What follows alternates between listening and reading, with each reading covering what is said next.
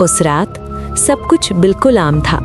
ना आसमान पर बिजली थी, ना हवा में कोई अजीब सी बात।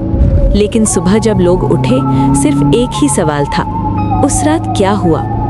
रात के तकरीबन 12:20 हो रहे थे जब अरसलान अपनी गाड़ी के साथ सुनसान रोड पर रुक गया। मोबाइल का नेटवर्क खत्म, आगे पीछे दूर दूर तक कोई रोशनी नहीं। दूर एक पुरानी इमारत नजर आई, एक छोटा सा मुसाफिर खाना।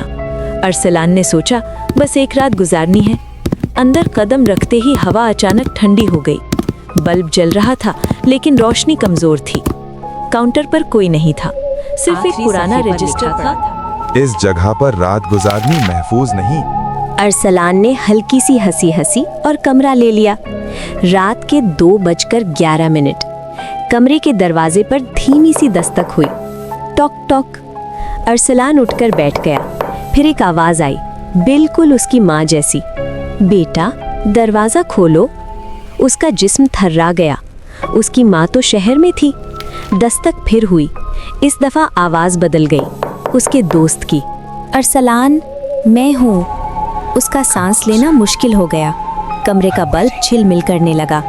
अचानक शीशे में उसे अपना अक्स नहीं, किसी और का चेहरा नजर आया। आंखें बिल्कुल खाली, चेहरा बिल्कुल बेजान। शीशे पर जैसे किसी ने उंगली से लिखा हो, मैं हूँ। तुमने सुन लिया?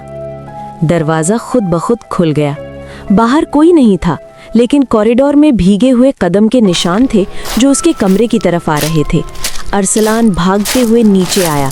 रिसेप्शन पर जमीन पर पुराने बैग्स, जूते और लोगों के कपड़े बिखरे हुए थे। दीवार पर खून जैसी स्याही से लिखा था, जो आवाज का जवाब देता है वो यहीं रह जाता है।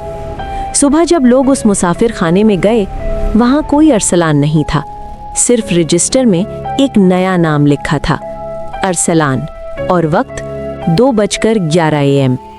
आज भी लोग कहते हैं, अगर कभी रात को कोई आपको अपनों की आवाज में बुलाए तो याद रखना, उस रात सिर्फ आवाज होती है, इंसान नहीं।